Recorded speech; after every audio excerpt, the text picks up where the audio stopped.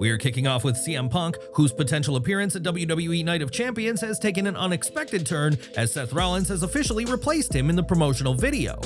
In a video shared by the official Riyadh Season Twitter account, the updated version of the Night of Champions ad, which was first aired at Backlash, now features Rollins in Punk's spot. This significant change has sparked widespread speculation among fans about what might be unfolding behind the scenes and whether Punk will compete at the event. Punk's potential involvement in the upcoming Saudi Arabia event has been a topic of debate, especially given his past criticism of WWE's controversial shows in the region. In 2020, he made headlines with a scathing remark directed at The Miz, stating, "Go suck a blood money covered in Saudi Arabia, you f***ing dork." Now, mere days after being advertised for the June 28th event, Punk has now been quietly removed from the promo and replaced by Rollins, which has come as a surprise to many. The shift follows earlier reports that, while the card was subject to change, there was strong belief that Punk would participate, and Punk has shared his openness to appearing. During an Instagram Live, Punk distanced himself from his past comments as he said, "I've never been to Saudi, I don't hate coming to Saudi." Now his removal from the commercial has raised questions about whether his past is caught up with him or if WWE is just going in a different direction creatively. While this change could signal a major alteration to the card, WWE has yet to officially confirm his status for the event, neither confirming he'll be there or saying he won't. Will CM Punk still appear at Night of Champions, or has WWE decided to move on? Stay tuned for further developments as this story continues to evolve. Cody Rhodes has been a top babyface in WWE since returning, and while the company reportedly considered a heel turn earlier this year, it was John Cena who turned instead. Rhodes has instead remained a babyface, and it appears he won't be changing anytime soon, despite a pitch for Rhodes to sell his soul to The Rock. That idea was turned down by Cody, who cited his consistently strong reactions as a face, as well as his merchandise sales and his influence over ticket sales, as reasons to stay good. Appearing on the Pat McAfee show, The Rock discussed the pitched heel turn and said that while it may not happen soon, he would like to see it eventually down the line. Now, sources have told Fightful Select that the company intends to keep Rhodes as a top babyface throughout the year, with long-term creative strategies already in place. The sources said that they didn't want to put too much of a spotlight on The Rock's interview, and that there's been a number of people against the idea of turning Rhodes heel in WWE. For now, Cody Rhodes remains on the straight and narrow as a good guy, and while The Rock is floating the idea of selling his soul, don't expect this heel turn to come in 2025, if ever. What do you think about WWE's decision to keep Cody Rhodes as a babyface? Would a heel turn have worked? Share your thoughts in the comments section below. Over to NXT, as tensions ran high backstage during last week's match between Jordynne Grace and Giulia, all stemming from two worrying bumps in the match. According to Fightful Select, the near disasters prompted immediate concern among NXT officials and talent, with the first coming when Giulia tucked her chin during a move. Giulia wasn't supposed to tuck her chin in that move and was compared to those being hit with the Styles Clash not knowing where to place their head when taking the move. The second spot involved a rough landing that left those backstage greatly worried, and sources from NXT shared that there's no plans to make such high-risk spots a regular thing. While pro wrestling comes with obvious risks, it was made clear that safety is the priority, and one source said that there were audible reactions backstage when the spot happened. NXT does not want to normalize bumps like that, and while the first was seen as an example of miscommunication, the second one was a very rough landing. NXT is taking steps to prevent similar incidents in the future, and as the brand continues to hone future main roster talent, there is an emphasis that such high-risk moments don't become commonplace. Over to TNA, and Steve Maclin's international title reign is in serious jeopardy following multiple injuries sustained during his brutal dog collar match against Eric Young on May 8th. During this week's Impact, a Bioflex TNA injury report video confirmed that Maclin suffered a minor skull fracture, multiple lacerations, and extreme blood loss during the match. This left him medically unable to compete this week, but he is still scheduled to defend his title against Matt Cardona at Under Siege on May 23rd. While TNA has yet to confirm whether Maclin's injuries will affect his ability to compete, this situation adds another layer to the title match Cardona fought hard to earn. The Indi God defeated Ace Austin, Elijah, and Mance Warner in a four-way match to secure the title match, but now all eyes are on Maclin to see if he is match ready. Will Steve Maclin overcome his injuries to defend his title against Matt Cardona? Could this open the door for a major title change at Under Siege? Share your thoughts in the comments. In AEW, former Women's World Champion Mariah May has sparked new speculation about her future in AEW with a cryptic Instagram post that has had fans talking. May posted that, "Finally, someone let me out of my cage," prompting a wave of rumors about a potential move to WWE in the near future. May's AEW contract is rumored to expire in November, and the Glamour has not appeared on AEW programming since losing a Hollywood-ending match to Toni Storm at Revolution in March. While the reports indicate that AEW is still attempting to retain her, her absence from TV has only intensified speculation about her next move, especially after reports she plans to leave. In March, the Wrestling Observer reported that May had informed AEW that she did not plan to re-sign, which reportedly led to her blow-off match with Storm at the pay-per-view. With this latest social media post, fans are questioning whether May is preparing to exit AEW and make the jump to WWE, or simply fueling speculation to her own benefit in negotiations. What do you think Mariah May's next move will be? Is a WWE debut on the horizon, or is she leveraging the rumors for a better AEW deal? Let us know your thoughts down below. Though not yet announced, WWE Evolution 2 is expected to happen this year, and there has been questions about what kind of matches fans can expect on the all-women's card. According to WrestleVotes Radio, one massive match pitched would feature two of the top women on SmackDown, namely Jade Cargill and Charlotte Flair. Another little bit we're hearing for you guys is that we're told by several in creative one of the top matches pitched for Evolution 2 is Charlotte Flair versus Jade Cargill. While seeds have been planted on TV over the past few weeks, sources indicate plans for Evolution should start to become clearer once Money in the Bank is complete. Cargill and Flair teased a tense interaction on the latest SmackDown, which saw Jade tell Flair to get to the back of the line after losing her women's title match at WrestleMania 41. The pair also shared a backstage segment on SmackDown back in 2023, shortly after Cargill joined WWE, so it appears plans have been in place for this match for a long time. With the PLE rumored to be heading to Atlanta, Georgia on Saturday, July 12th, fans will finally get to see the pair face off in a collision of two of WWE's top women on the current roster. Lexis King has made an impact during his time with WWE NXT, and the former Brian Pillman Jr. isn't holding back about his former employer, AEW. On Twitter, King recently hyped up his main event appearance on WWE Evolve, though one fan responded by saying that they'd be watching AEW Dynamite instead. While the fan mocked King for being on Evolve, calling it developmental for the developmental, King fired back, highlighting that AEW alum are now appearing for NXT and Evolve. King argued that the fan will be watching the developmental for the developmental for the developmental, and said he'll be busy developing, while the fan only watches others develop. NXT is home to quite a few AEW alum, as alongside King, fans can watch NXT North American Champion Ricky Saints, Ethan Page, and Shawn Spears, all of whom were once All Elite. As fans wait and see what's next for King, a former NXT Heritage Cup holder, the second-generation star is pleased to be out of the developmental for developmental for developmental. Back to TNA, as NXT's Nikkita Lyons was part of this week's show as she teamed with Knockouts champion Masha Slamovich against Tessa Blanchard and Victoria Crawford. The match ended in chaos though, as Slamovich grabbed a steel chair and hit Tessa with it, leading to a DQ, and Santino Marella would come out to try to restart the match. His efforts were blocked by NXT's Robert Stone, who ensured the bout remained a DQ finish, as Slamovich's actions cost her the match, but left her adversary on the worse end of things.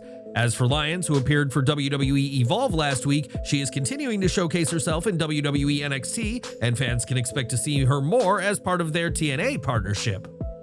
This week, Jim Ross shared the sad news that he's been diagnosed with colon cancer in the latest health battle for arguably the greatest commentator to ever don a headset. On Twitter, AEW threw their full support behind good old JR, saying the company is joining fans around the world in sending their love and support to Jim, a valued member of the AEW family. Ross last appeared for AEW at Dynasty and shared his diagnosis on Twitter, adding that he is scheduled for surgery within the next week or two. In 2021, Ross battled skin cancer and called his 22 radiation treatments as the toughest thing I've ever been through, but was able to overcome the disease. Now Ross is in for another tough battle, and we at Slat Rock would also like to send our very best to Jim in his fight with colon cancer. NXT's Trick Williams made a surprise appearance on this week's Impact and met with Frankie Kazarian, and Trick admitted that they don't always see eye to eye. Williams shared that he and Kazarian respect one another before calling out TNA World Champion Joe Hendry, and the TNA World Champion appeared with Elijah by his side. While Santino Marella appeared ready to let both sides square off immediately, Robert Stone intervened and instead made a tag team match for the four official for Under Siege. Williams has a lot of momentum following his recent heel turn and now finds himself facing off against Hendry, both at Under Siege and at NXT Battleground for the TNA World title. Can Trick Williams rise to the occasion in TNA, or will Hendry and Elijah prove too much to handle? Share your thoughts in the comments below. Indi Hartwell made her in-ring debut as a fully fledged TNA knockout during Impact and delivered a dominant win over Kelsey Heather in something of a squash. Hartwell debuted for TNA at Rebellion, and now with her first victory under her belt, it remains to be seen who the former NXT champion will take on next. WWE is always on the hunt for new talent, and now the company has brought in 3 athletes with Olympic pedigree and hope to mold them into being future WWE superstars. Shady Elnahas, Francois Prinsloo, and Aaron Farah have all joined WWE, and on Twitter, the WWE NXT account shared a photo of the 3 signings. Shady Elnahas, 27, is no stranger to winning, as the Canadian judo fighter snagged gold at the Pan American Games in 2019, 2020, 2022, 2023, and 2024. He also represented Canada at the 2021 Tokyo Summer Games, as well as in the Paris Olympics last year, so comes with a wealth of combat experience. Francois Prinsloo, 23, has been making a name as a discus thrower and represented South Africa in Paris, so his arm strength will be undeniable as a WWE recruit. Aaron Farah, 27, hails from Austria and represented the company in judo at the Paris Olympics, where he competed in the men's 100 kg as well as the mixed team event. Now all 3 have jumped from the Olympics to WWE, and will they see similar success to fellow Olympians like Kurt Angle, Ronda Rousey, and Chad Gable? Only time will tell. This week, Ricochet and WWE NXT's Javon Evans didn't hold back against each other on Twitter, though Evans has since deleted his attacks on the one and only and on AEW. Shortly after this matter, Sean Ross Sapp took to Fightful's Discord and said, "Woof, Ricochet really trolled a guy into getting media class for the whole Performance Center." That tongue-in-cheek comment earned a lot of attention, as many believe that the NXT roster had been indeed given a class about how to conduct themselves on social media due to Evans. On Twitter, Sapp later clarified that this post on Discord was not meant to be taken seriously, and that he never reported WWE was doing media training as a result of Evans' tweets. Sapp added that anyone claiming otherwise is taking it out of context and did not bother asking for clarification, and argued that his Discord post was obviously not a fully fledged report. Sapp later added that his news reporting will be on Fightful's website, his Twitter account, or on a show, making it clear that the fan Discord he is a part of for Fightful is not one of those outlets. While Evans may have stunned fans with his posts, that hasn't led to media classes in the PC, despite what some may have gleaned from Sapp's message on Discord. Legal news now is former WWE superstar Ted DiBiase Jr. will stand trial on August 26th and could face decades behind bars if convicted of a series of serious federal charges.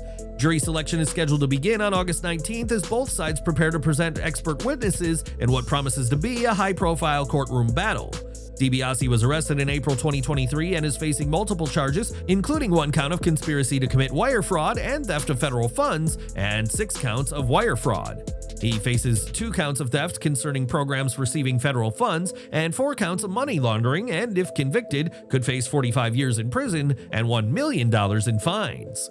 Court documents allege that DiBiase conspired with John Davis, Christy Webb, Nancy New, and others to fraudulently obtain federal funds intended for low-income families. Prosecutors claim he routed these funds through 2 companies under his control, Priceless Ventures LLC and Family Orientum LLC, securing at least 5 questionable contracts.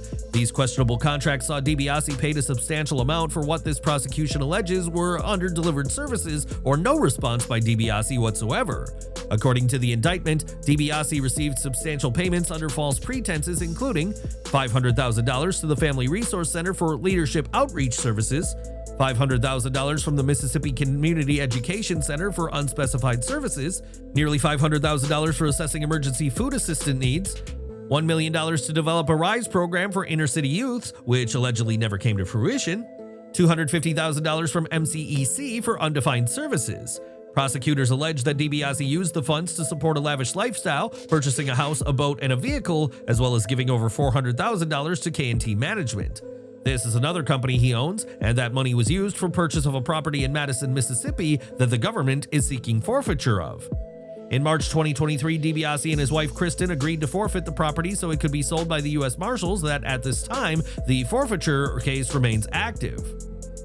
DiBiase, who was released on a $100,000 bond, has pled not guilty, and when approached by WAPT-TV outside of the courthouse, said, "Jesus loves you, brother. God bless you, man." That was despite his attorney's attempts to prevent him from speaking, and prosecutors have disclosed that DiBiase tested positive for Adderall and marijuana at the time of his arrest. His attorney claimed that the marijuana results stemmed from a CBD gummy and hemp oil, and that DiBiase uses Adderall to manage ADHD, though he lacked a valid prescription. With all pre-trial motions due by July 10th, the legal fight is intensifying as the trial date draws near, as the former WWE superstar is looking at serious jail time if convicted. Now, this week's AEW Dynamite was the company's beach break special, and for the first time since November of last year, the show earned better ratings than WWE NXT. On Twitter, Tony Khan relished in this fact, thanking fans for watching Dynamite, which he heralded as the most-watched episode of AEW's flagship show in 2025. The show was also the most viewed episode on TBS since September 2024, which is before AEW added the viewership on Max to its audience and did 682,000 viewers. NXT, which saw the brand continue on the road to Battleground, did 664,000 viewers, and Battleground did a 0.17 in the 18 to 49 demographic compared to NXT's 0.15. Are you surprised by Tony Khan's reaction? Please share your thoughts and feedback in the comments section below. And we're ending with WWE, which is a worldwide entity, and now the company is taking its upcoming live event schedule in Mexico to another level with a planned Supershow. WrestleVotes reports that the plan is to run multiple shows in Mexico ahead of a Supershow Mexico event, with dates and locations still being finalized at this time.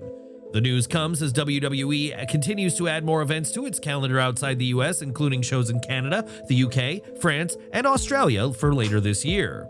As for when WWE will head to Mexico, that remains to be revealed, but fans can expect several shows, including the Super Show, in the country drenched in wrestling tradition.